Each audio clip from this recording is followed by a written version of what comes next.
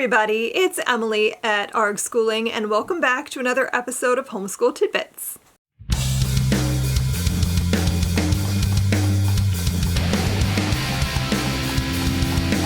Welcome back to another episode of Build Your Library's Homeschool Tidbits. Today we're going to be doing episode 49, and we're going to be talking about encouraging your reluctant writer.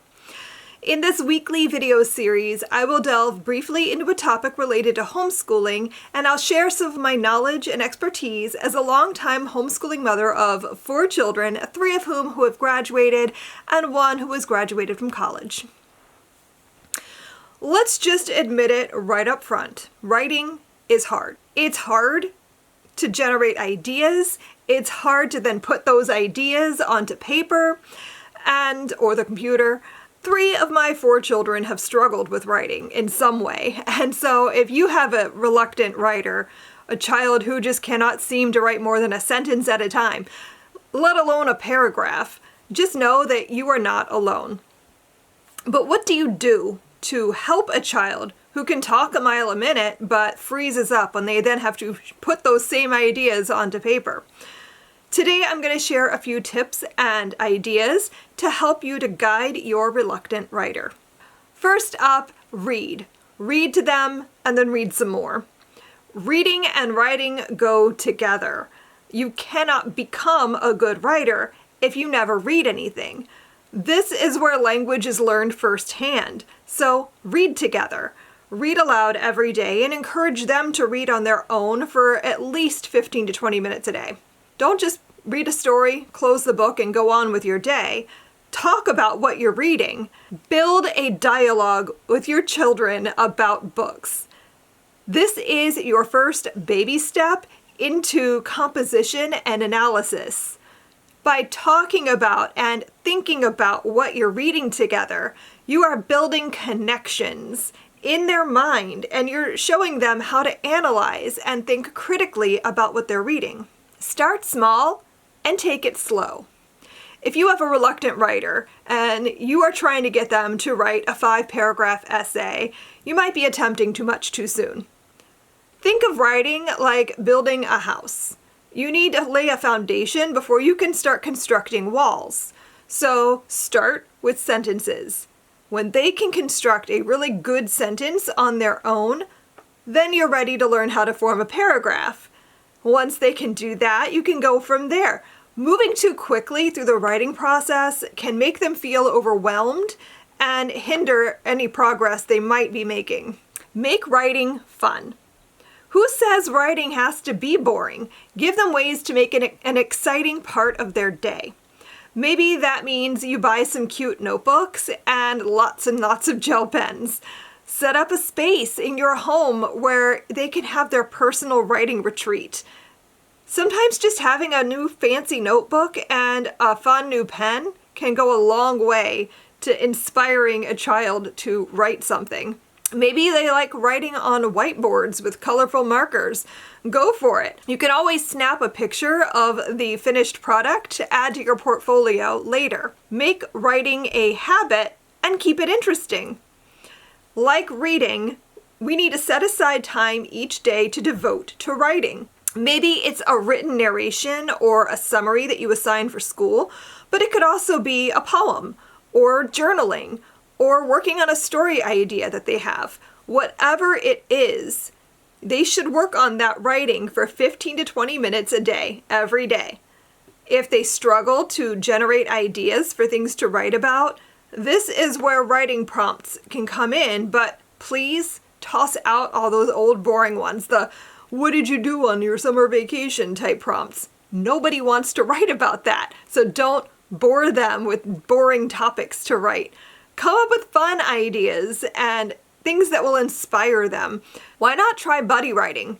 You can start a story and then pass it to your child to continue it. Then go back and forth until it reaches a natural conclusion. Or you can just write a letter to each other back and forth. Even better, have them write a letter to a grandparent or a relative that they don't get to see very often. Fun little projects like this can go a long way to getting your reluctant writer over that initial difficulty of putting a pencil to paper and actually writing something. Keep calm and copy work on. Now, it doesn't seem like this would be helpful because they aren't really writing, since it's just copying, right? So how does this actually help? Well, I've talked a lot about copy work before, and I will link my previous tidbit about that above, but I'm not going to go into detail about why here, but I promise if you do it regularly, it does help. Regular use of copy work, at least 3 times a week, especially when it's taken from their reading, will help them to learn the building blocks of good writing. Just be sure you're not making them write more than they are capable of. A few sentences at a time is plenty. Less if they're under the age of 8. And hey, don't forget to make it fun with lots of cool pens and fun notebooks. And even more fun, keep your own copywork journal and make it a family affair. Showing them that you are working on your own writing too can make it inspiring for them. Praise them often and remember to be patient. Writing is hard, but they are working on it. When you see them doing well, tell them.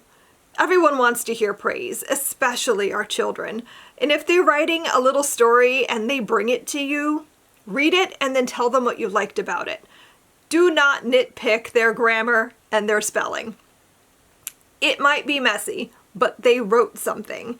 They had an idea and they put that idea on paper. It's a start. Take the win wherever you can and know that it is a process, and it is a long process. It takes a long time to grow a writer, and if you can be patient and walk alongside them every step of the way, I promise they will get there someday. If you found this video helpful, I hope that you'll check out Build Your Library curriculum. Build Your Library is a secular, literature-rich homeschool curriculum inspired by Charlotte Mason's philosophy of education. Based on nearly 20 years of homeschooling, I created the curriculum that I wished I'd had when I first started homeschooling my own children. I have spent thousands of hours cultivating the best literature to enhance your children's studies. Our lesson plans make homeschooling simple. Just open them up, gather your books, and go. Our easy-to-use lesson plans include everything you need to homeschool. Just add math. Choose from our full year K-12 levels, as well as our fun topical unit studies and our newest product, Lit Bites. With Build Your Library, you will cultivate a home library filled with captivating literature, and you will raise children who become lifelong learners. So snuggle up with our lesson plans and a great book or 3 and have your best homeschool year ever. Thank you so much for watching. I hope you found this tidbit to be helpful. Let me know down below in the comments what is your favorite way to motivate a reluctant writer. Be sure to come back next week for more homeschooling inspiration. Until then, happy reading. Bye!